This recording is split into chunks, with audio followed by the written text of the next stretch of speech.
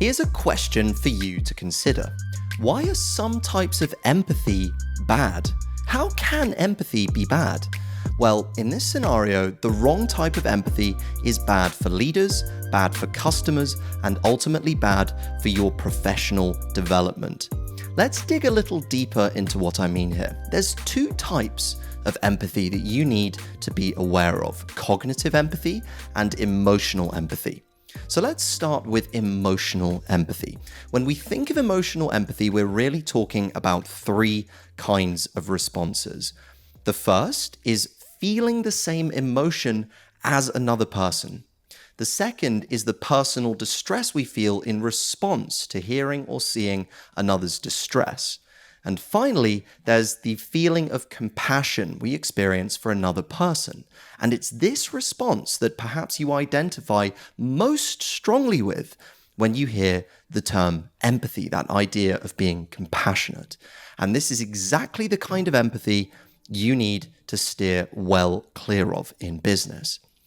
90% of Gen Z say they value empathy in the workplace. So how can empathy be wrong exactly? Well, the reason that empathy can be bad is the difference between emotional empathy and cognitive empathy. Cognitive empathy can be thought of as more of a skill that you can develop. It gives you a fuller picture of what's happening in someone's mind, focusing on their perspective and thought process, as well as their feelings. For the ambitious professional, it's cognitive empathy that builds trust, oils relationships, and drives your leadership skills forward. But it doesn't mean you get stuck in your feelings. Cognitive empathy provides separation between understanding and feeling, and this is something that emotional empathy alone can't provide. Developing cognitive empathy, this rational kind of empathy, requires practice and time. You're bombarded with information telling you how to be better, go further in your career, and urging you to read more. The problem is prioritizing all this information alongside your responsibilities. It's hard pressing pause on the hamster wheel of productivity, isn't it? Believe me, I've been there. If you resonate with those issues, you're experiencing cognitive empathy in action right now. And that's what I'm going to talk to you about in today's episode of Subject Matter, where you'll hear more about why developing cognitive empathy is your professional superpower for better productivity and collaboration. You'll learn real-life examples of how cognitive empathy can build better relationships with colleagues, direct reports, customers, and teams. And you'll learn some actionable steps for developing cognitive empathy that don't eat into your busy schedule. Success is more than just numbers. It's relationships that you build. Discover how to use the right kind of empathy today to build your healthiest relationships yet. I'm Ben Bradbury, and welcome to Subject Matter.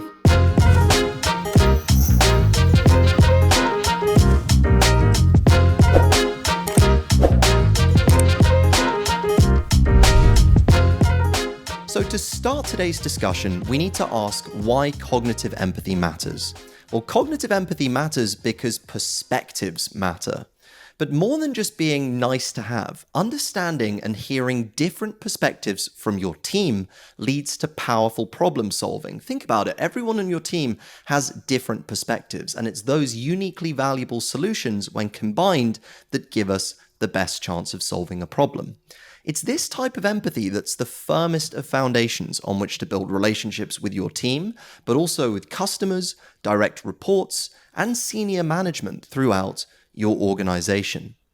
Now, Rob Volpe, who's the CEO of Ignite 360, a company that helps build empathy into businesses, believes professionals who build cognitive empathy into their relationships are guaranteed to be more successful. Now, it's important to say here that success does not necessarily mean financial gain. Success could be better cooperation. It could be being supported better in your team. It could be less employee turnover. It might be a better 360 feedback report or smoother operations on certain projects. When you show up with cognitive empathy, you bring with you a toolbox of resources that can be used in every interaction that you have. In my own company, Astutely, we actively pursue the perspectives of everyone in the team in our all hands meetings. Every team member is given time and opportunity to offer up their unique take on a business problem or project idea every week. Each opinion is equally valid, and I can tell you from experience that each and every meeting is a learning opportunity for all of us on the team. The perspective of our video editor will be completely different to that of our production manager, and neither are wrong, but both help chip away at the problem until a workable and uniquely valuable solution is formed. Pause for a moment to think about the team you lead or the project that you're working on. What are some of the unique challenges you face, and how might developing your cognitive empathy help you to meet some of those challenges? When you take the time to really understand everyone's unique perspective, put yourself in their shoes and think through why they have the perspective they do, you're creating a valuable input to solve everyone's problems. And you're not called upon to just guess that perspective either. While cognitive empathy is a skill, it's a skill that requires practical input, and that means setting aside time and opportunity to let others express their point of view. So there's no guesswork here. This really just requires active listening, engaging your full attention, reading body language as well as what's being said. It means talking less and listening more as you take in the full flow of information and being intentional in understanding what someone is saying and why they might be saying it. When it comes to seeing someone's perspective clearly, you need to understand their values. There are some practical steps that you can take here. When talking to customers, begin by asking yourself some key questions. You can even do this a few minutes ahead of a meeting if you have time. So before you jump in to speak to that next customer, ask yourself, why might their values be different to mine?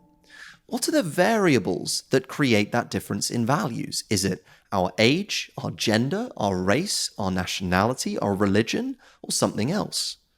And what language can I use to show and encourage an empathic dialogue? For example, you could say, I know that this specific value is important to you, which is why I'm thinking this. It's all about being able to reflect back that you've heard and understood their perspective. So saying, I understand that this is important to you, highlights that you've done that. Now, these same questions apply beyond the world of customers. They apply to relationships with colleagues, especially when considering the many ways that you communicate with your team. Today, that could be face-to-face meetings, it could be email, it could be instant messaging, such as Slack or through Zoom calls. But with every single form of communication, it's always worth asking yourself one central question. What are all the ways this message could land? Let's unpack that question. If you're aware of how others think, or at least you're trying to be aware of how they think, and you spend time understanding how they process information, you can avoid sending communications that might be unintentionally damaging. The same is true of your direct reports. Imagine the scenario where you're giving feedback and the core of the message is that your team member just needs to improve their performance. Now, that's a difficult message to receive. That might create some emotional friction.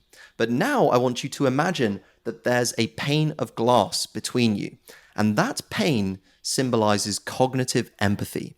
It allows you to see and understand how the person is thinking and how you can use your words carefully, but that pane provides separation. It allows you to stay in your own mental room without absorbing the emotions of the person you're talking to. And that's the crucial difference that I mentioned between emotional empathy, where you get sucked into that dialogue and where you pick up some of the emotional baggage, and cognitive empathy, which gives you a window to access and clarity.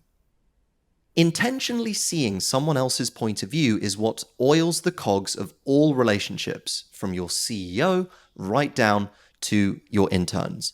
So, what conclusions can we draw from putting cognitive empathy into action? We've got to remember that empathy is only effective when the right kind of empathy is applied. The right empathy for professionals is cognitive empathy, not emotional empathy. And emotional empathy, crucially, doesn't lead to action because you haven't shared their perspective and you haven't built a constructive solution together. Developing cognitive empathy skills does take practice. It's like any muscle you train, but it doesn't need to eat into your busy schedule. It can grow while deliberately and consistently seeing others' perspectives while consistently making space for them in meetings. When you see other people's perspectives, two things happen. Number one, you have the opportunity to create uniquely valuable solutions to your problems. And number two, you create better cooperation and trust. And trust is the foundation of every strong relationship. Thanks for watching or listening to this episode of Subject Matter. If you enjoyed it, be sure to subscribe either on YouTube, Spotify, Apple Podcasts, Google Podcasts, or wherever you're getting your content to stay up to date with the latest episodes from Season 5. We'll see you next time.